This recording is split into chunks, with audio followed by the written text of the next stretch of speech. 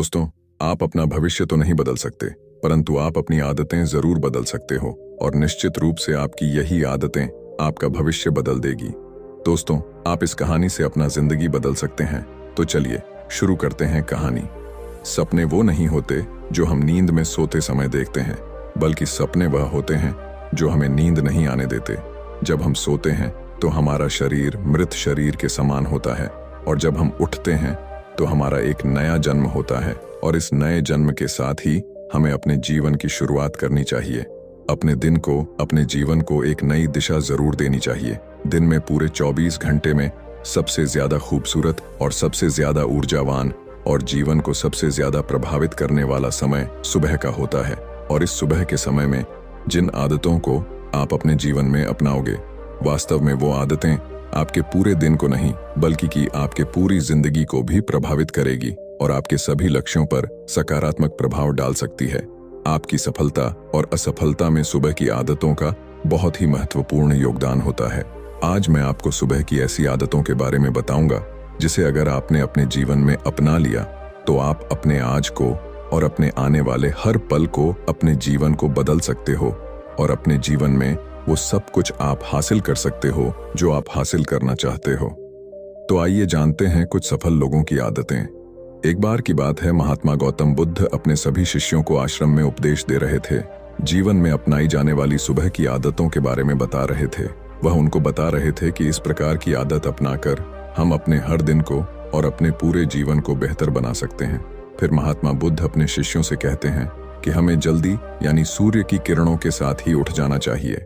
जब सूर्य की किरण निकलती हैं तो पूरी प्रकृति को ऊर्जा प्रदान करती है और हमें भी ऊर्जा का आनंद उठाना चाहिए।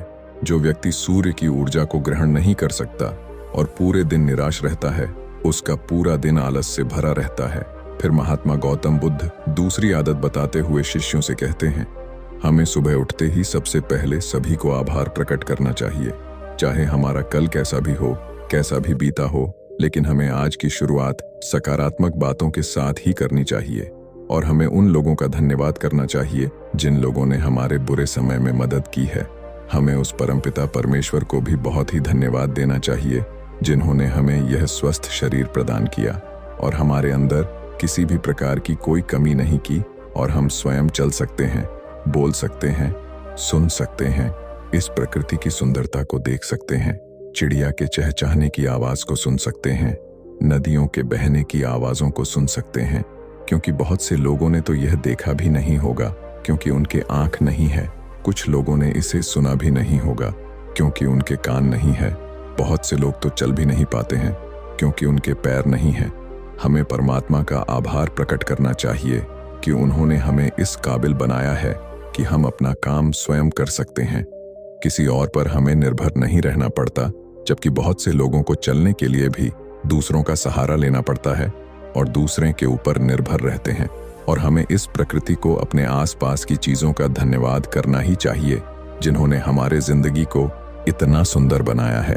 यह रंग बिरंगे फूल जो हमें खुशबू प्रदान करते हैं, वह नदी जो हमें पीने का पानी उपलब्ध कराती है, ये पेड़ पौधे, ये शुद्ध हवा, यह फल हमें इस प्रकृति से प्राप्त होते हैं और हमें इन सब का आभार प्रकट करना चाहिए, इनको धन्यवाद देना चाहिए।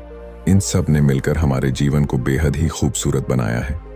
इसके बाद महात्मा बुद्ध अपने सभी शिष्यों को तीसरी आदत बताते हैं, तुम्हें व्यायाम करना चाहिए। हमारे शरीर के लिए जितना जरूरी भोजन और पानी है, उतना ही जरूरी व्यायाम भी है। व्यायाम करने से हमारा शरीर स्वस्थ और तंदुरुस्त भी रहता है और हमारा मन प्रसन्न रहता है।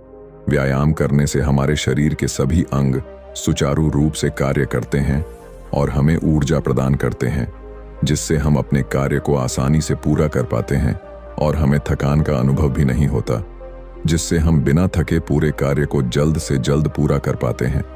व्यायाम करने से हमारा शरीर स्वस्थ व निरोगी रहता है।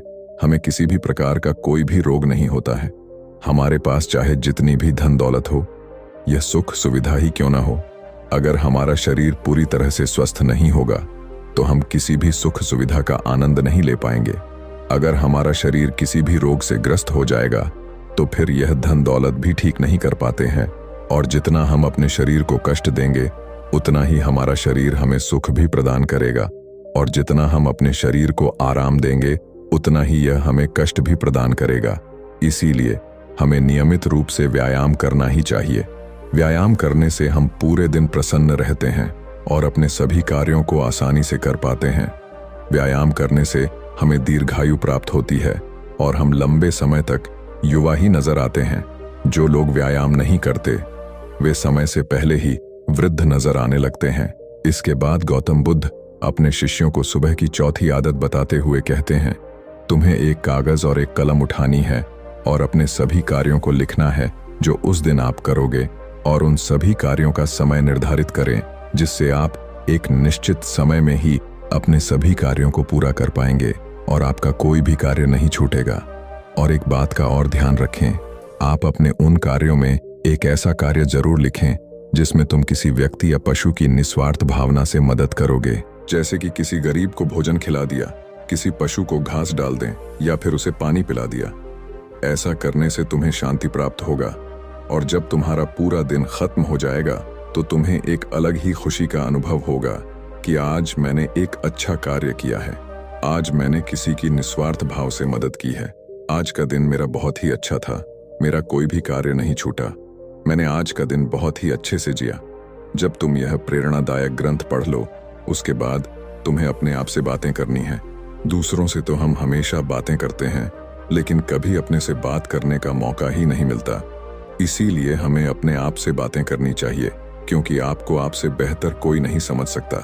इसीलिए अपने आप को धन्यवाद देना चाहिए। अपने आप से कहना चाहिए कि मैं कितना अच्छा हूँ, मैं बहुत ही खुश हूँ, मैं हर कार्य को कर सकता हूँ, कोई भी कार्य मेरे लिए असंभव नहीं है, मैं हर परेशानी से लड़ सकता हूँ, जो लक्ष्य निर्धारित किया है उसे पाकर रहूंगा, चाहे कुछ भी हो जाए मैं उसे हासिल करके ही रहूंगा, मैं किसी से नहीं डरता। दोस्तों, हमारे जीवन की यह छोटी छोटी आदतें हमारे जीवन को एक नई दिशा प्रदान करेगी। जब आप इन आदतों के साथ अपने दिन की शुरुआत करोगे तो फिर आपका हर दिन बेहतर रहेगा और आप हर पूरे दिन प्रसन्न और खुश रहोगे। दोस्तों, ये छोटी छोटी दिखने वाली 5 आदतें हमारे जीवन पर सकारात्मक प्रभाव डालती हैं और आदतों को अपनाकर हम अपने हर दिन को सुखमय बना सकते हैं और अपने लक्ष्य को प्राप्त कर सकते हैं। तो दोस्तों, यह कहानी आपको कैसा लगा नीचे कमेंट में बता दें और वीडियो को लाइक और चैनल को सब्सक्राइब जरूर कर दें।